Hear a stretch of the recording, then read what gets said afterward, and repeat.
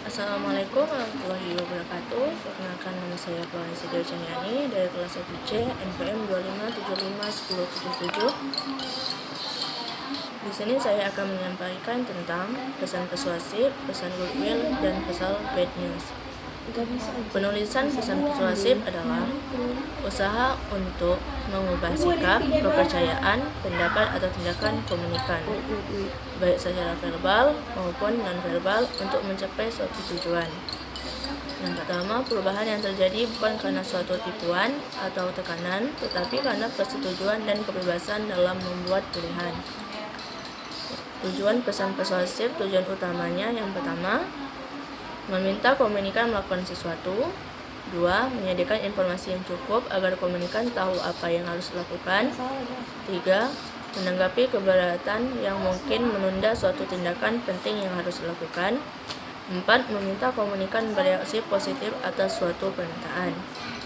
2. Tujuan sekunder. Yang pertama, membangun image sebagai persuader. 2. Membangun image sebagai organisasi persuader. Ketiga, mempererat hubungan baik antara persuader dan persuader. 4. Mengurangi atau menghilangkan korespondensi atau hal yang sama di masa depan. 4. Strategi pesan persuasif yang efektif, Boff dan Thiel 2007. Yang pertama, membuat kerangka argumen.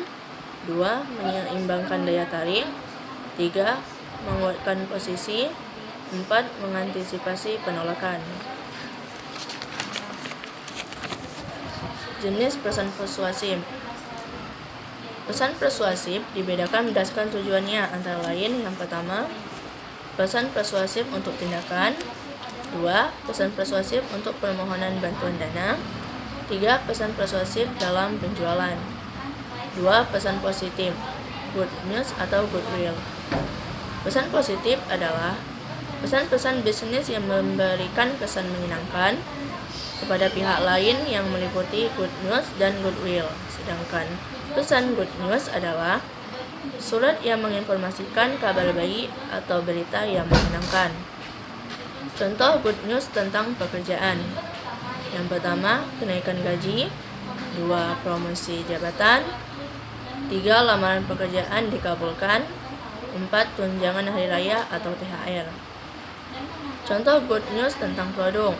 Yang pertama, pemberian diskon. 2. Layanan purna jual. 3. Garansi. 4.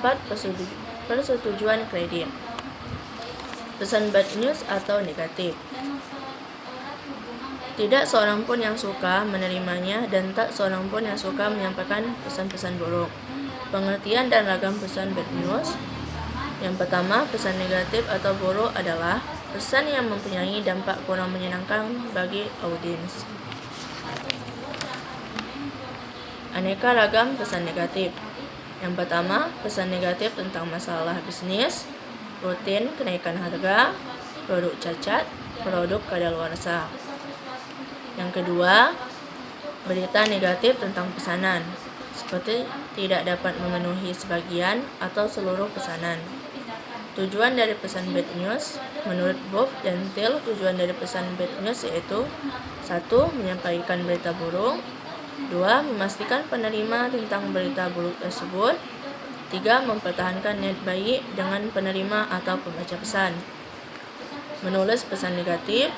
Gunakan bahasa yang sopan dan kata-kata yang tidak bias. Gunakan phrase positif dalam pesan-pesan negatif. Pendekatan langsung.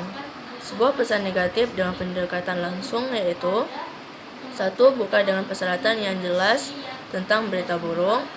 2. Jelaskan alasan-alasan dan tambahkan informasi. 3. Tutup dengan pernyataan positif. Menolak permintaan rutin. Yang pertama, penolakan pesanan rutin harus berisi alasan yang logis dan diungkapkan dengan bahasa yang halus dan sopan agar hubungan baik tetap terbina. 2. Pendekatan langsung baik digunakan karena pesan rutin membutuhkan respon cepat. Pendekatan tidak langsung baik digunakan bila Anda telah memiliki hubungan yang baik dengan orang yang mengajukan permintaan. Cara merespon.